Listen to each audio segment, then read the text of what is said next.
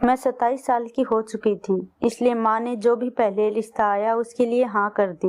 उन्होंने कोई छानबीन भी ना करवाई, क्योंकि पिछले 2 साल से मेरे रिश्ते बस टूटते ही जा रहे थे और माँ को लगता था कि मेरी कुंडली में कोई दोष है, इसलिए शादी से इनकार करने का सवाल ही पैदा नहीं होता था। अपनी बूढ़ी माँ का ख्याल करते हुए मैंने भी रजामंदी दे दी। मेरे ससुराल वालों को शादी की जल्दी थी। माँ ने भी हमारी कंडीशन के मुताबिक जल्द ही मेरी शादी का फैसला कर लिया। मुझे शादी के बाद पता चला कि पति तो बाहर विदेश में रहता है। शादी के कुछ दिनों बाद ही वह वापस विदेश चले गए। मैं हैरान थी कि उन्होंने यह बात हमें पहले क्यों ना बताई थी।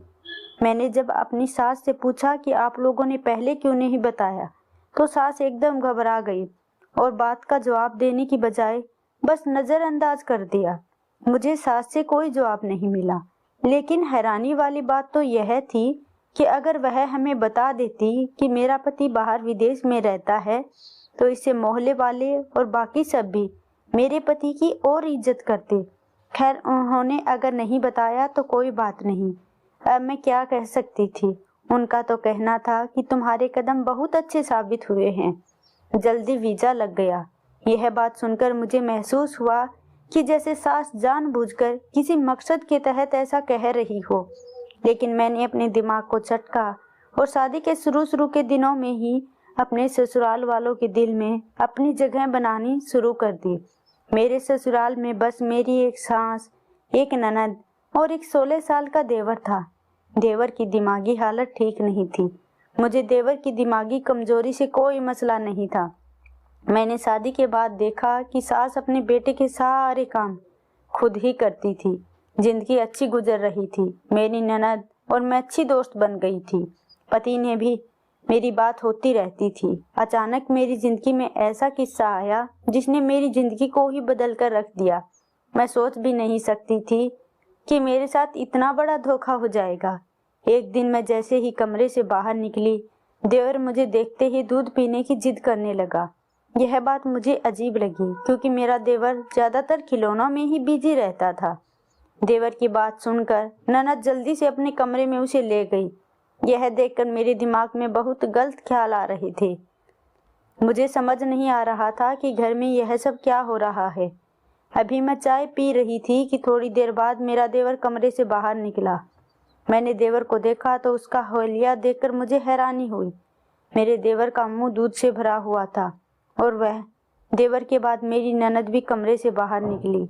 ननद के कपड़ों पर भी दूध की बूंदें मौजूद थी। मुझे याद था कि जब ननद कमरे में गई तो उसके कपड़े प्रेस किए हुए थे और कपड़ों का यह हाल देखकर मेरा तो दिमाग ही हिल गया। मैं बस अपनी ननद को देखे जा रही थी। सास मेरे करीब आकर कहने लगी कि बहू क्या हुआ, किस सोच में गुम हो गई।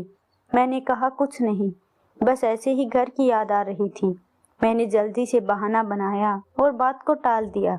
अब मैं सास से उसकी बेटी और बेटे की शिकायत तो लगाने से रही। सास ने फिर मुझे अपनी बातों में लगा दिया। मैं अपने देवर की अजीब हरकत को भूल ही गई थी, लेकिन काम में लगे लगे फिर मेरा दिमाग उन सोचों में भटकने लगा। ऊपर से मैं काफी सेहतमंद थी, इसलिए काम करते करते पसीने छूट जाते थे। एक दिन मैं अपने कमरे में आराम करने के लिए लेटी हुई थी। सास मेरे कमरे में आई तो मुझे पता न चल सका। मुझे अचानक किसी की मौजूदगी का एहसास तो हुआ, तो मैं उठ बैठी। अपनी सास को देखकर मैं डर गई। मेरा ध्यान किसी और तरफ था, इसलिए मेरा डर कर चौंक जाना अनोखी बात नहीं थी। जल्दी से मैंने खुद को संभाला और सास से पूछा, माँ सब ठीक तो है? आपको कुछ काम था? बहू, मैं बस तुमसे एक बात कहने आई थी। मैंने अपनी सास को कहा, माँ बताइए क्या बात है? तब सास मुझे देखने के बाद आराम से बोली कि बहू, मेरी बात का बुरा मत मानना। तुम जानती हो कि तुम्हारा जिस्म भरा भरा है, ऊपर से तुम्हारा देवर थोड़ा पागल सा है। उसकी दिमागी हालत ऐसी है कि वह कुछ भी बोल देता है। इसलिए जब भी तुम कमरे से बाहर निकलो तो अपने आप को अच्छी तरह से ढक कर निकला करो। वह खामोश हुई तो मैं उसका मुंह ताकने लगी। उन्होंने क्या कहा, उसकी बात पर मुझे जितनी हैरत होती उतनी ही कम थी। अगर वह पागल था तो उसे अस्पताल में दाखिल करते, लेकिन खैर सास की बात इतनी भी बुरी नहीं थी। मुझे वाकई ख्याल रखना चाहिए था। मैं अगर अपनी सास से सवाल करती तो न जाने वह मेरे बारे में क्या सोचती। मैंने खुद को समझाया कि सही ही तो कह रही है, मुझे अपने पहनने और उठने का ख्याल रखना चाहिए। इसके बाद मैंने सास को कुछ भी कहने का मौका ना दिया। मैं खुद पर अब ध्यान देने लगी। मैंने महसूस किया कि सास अब काफी भरोसेमंद नजर आने लगी थी। एक दिन मेरी ननद और सास बाजार गई हुई थी। देवर सहन में बैठा क्रिकेट खेल रहा था। अचानक देवर की चीख सुनकर मैं भागकर सहन में चली गई, मगर बाहर का मंजर देखा तो मेरे होश उड़ गए, क्योंकि देवर उस वक्त गीले कपड़ों में था और जोर जोर से चीख रहा था। वह पूरा पानी से भीगा हुआ था। मैं परेशान थी कि क्या करूं। तभी अचानक देवर को जोर जोर से छींक आने लगी। मौसम के बदलाव की वजह से शायद उसे ठंड लग रही थी। मैं जल्दी से तौलिया लेकर आई और देवर की तरफ बढ़ा दिया, मगर देवर इस वक्त सिर्फ छींकने में ही बिजी था। मैंने थोड़ी देर सोचा कि वह तो पागल है, लेकिन मैं तो बिल्कुल ठीक थी और सास भी घर पर मौजूद नहीं थी।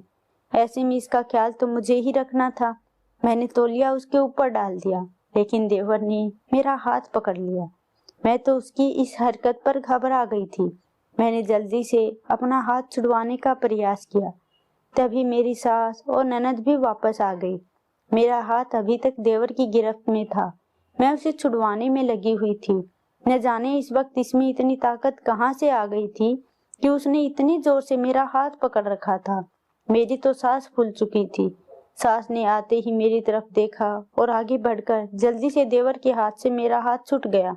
मैं जल्दी से अपने कमरे में चली गई और जाते ही कमरा अंदर से बंद कर लिया। अपने देवर की इस हरकत की वजह से आज मैं सास और ननद के सामने खुद को बार बार शर्मिंदा महसूस कर रही थी। कमरे में जाकर मैंने गहरी सांस ली।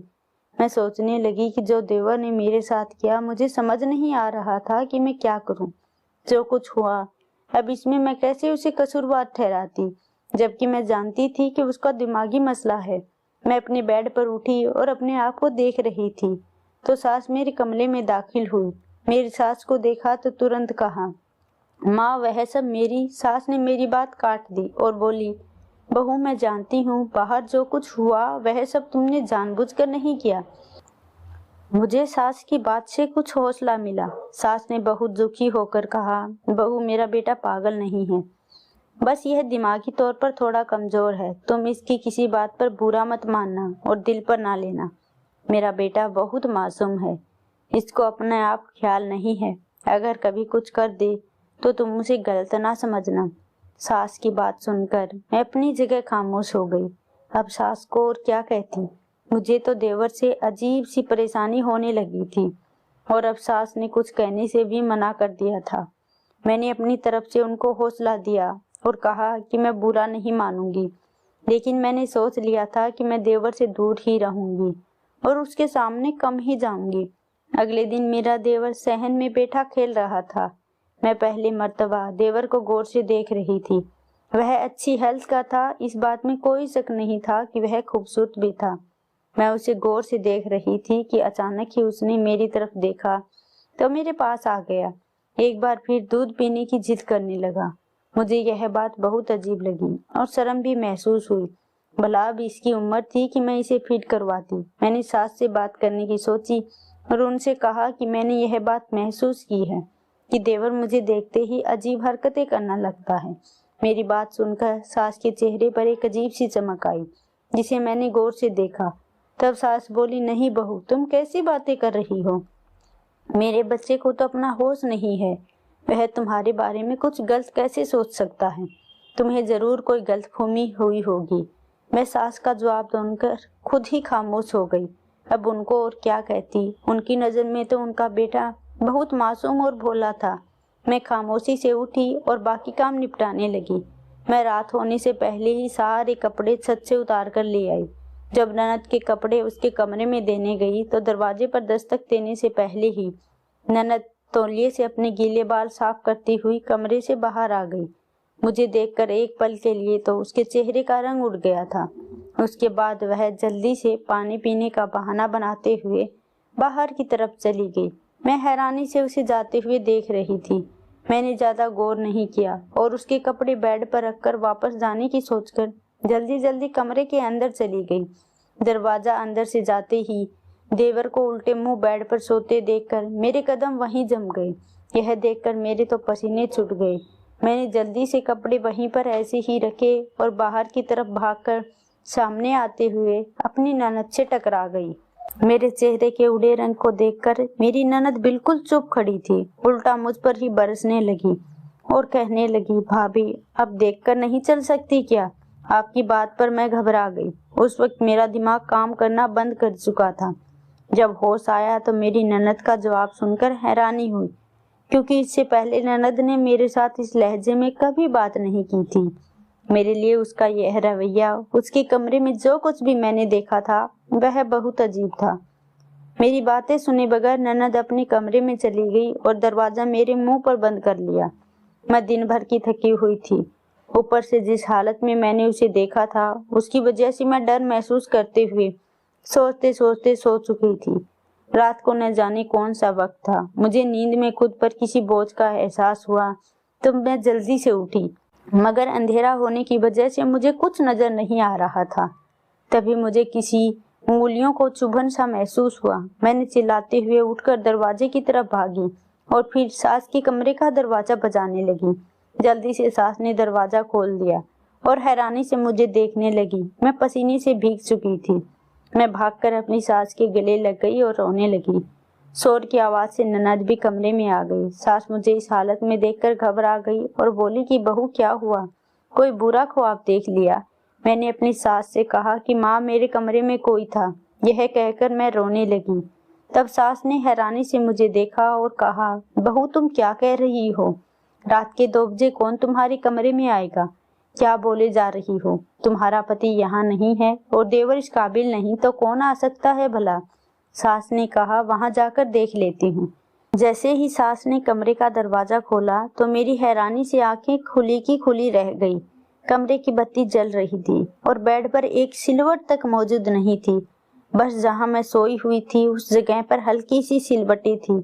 माँ मेरा यकीन करें, मेरे कमरे में कोई था। मेरी बात सुनकर सास ने एक नजर ननद को देखा और बोली, अगर यहाँ कोई था तो तुम बताओ कौन था? क्या तुमने उसे देखा था? मैं अपनी सास को देख रही थी कि इस वक्त वह गुस्से में लाल थी। मैंने कुछ कहना चाहा कि इसी वक्त नंद बोली, भाभी लगता है आपने कोई ख्वाब देखा है। मैं चुपचाप खड़ी थी। तब सास बोली, बेकार के ख्वाब की वजह से तुमने मेरी नींद खराब कर दी। अब आराम से जाकर सो जाओ और हमें भी सोने दो। मैं खामोश खड़ी उनकी बातें सुन रही थी। माँ और ननद कमरे में चली गई तो मैंने अपने कमरे का दरवाजा अच्छे से बंद कर लिया, लेकिन खिड़की पर नजर पड़ी तो वहाँ कोई साया सा नजर आया और गौर करने पर देखा कि इस वक्त कोई वहाँ से भागा था। मैंने जल्दी से खिड़की के पास जाकर देखा तो मेरे पैरों तले जमीन निकल गई, क्योंकि दूसरी तरफ ननद खड़ी थी। तो क्या वह मेरी ननद का कोई आशिक था जो उससे मिलने के लिए आया था और गलती से मेरे कमरे में आ गया? क्या यह सब बस मेरे साथ मुझे परेशान करने के लिए किया जा रहा था? मुझे तो कुछ समझ नहीं आ रहा था कि यह सब क्या हो रहा है। पूरी रात मैंने ऐसे ही काट दी। अगली सुबह मेरी ननद खुशी खुशी अपने कमरे से बाहर आई और हमारे साथ नाश्ते के लिए बैठ गई। मुझे ननद के रवैये में कोई बदलाव सा महसूस हुआ। कल मेरे साथ जो कुछ हुआ था उसके बाद ननद के कमरे से किसी मर्द का जाना, मुझे तो सब समझ आ रहा था। न जाने सबकी अकल पर क्या पर्दा पड़ गया था कि वह सब समझते हुए भी अनजान बन रहे थे। मैं वहां से उठकर अपने कमरे में चली गई। थोड़ी देर बाद सास और ननद घर से बाहर चली गई। मुझ में उनसे कुछ भी पूछने की हिम्मत नहीं थी। देवर घर पर ही था। इससे पहले कि मुझे देखकर वह अपनी फरमाइश करता, मैं जल्दी से अपने कमरे का दरवाजा बंद करके बैठ गई। काफी देर गुजरने के बाद मेरी ननद खिड़की से बाहर गई तो सास और ननद किसी मर्द के साथ खड़ी बातों में मसरूफ थी। मुझे उनकी बात करने के अंदाज पर कुछ शक हुआ तो मैं दबे पांव कमरे से बाहर निकली और जल्दी से चादर लेकर सास और ननद के पास जाने लगी। फिर मैं दूसरी दीवार के पास खड़ी होकर उनकी बातें सुनने लगी और जो बात उनके बीच चल रही थी वह सुनकर मैं उल्टे कदम वापस अपने कमरे में भाग आई और अंदर से दरवाजा बंद कर लिया। मैं लंबी लंबी सांस लेने लगी और मेरा दिल बहुत तेज धड़क रहा था, क्योंकि मैं जाने अनजाने में किसी साजिश का शिकार होने वाली थी।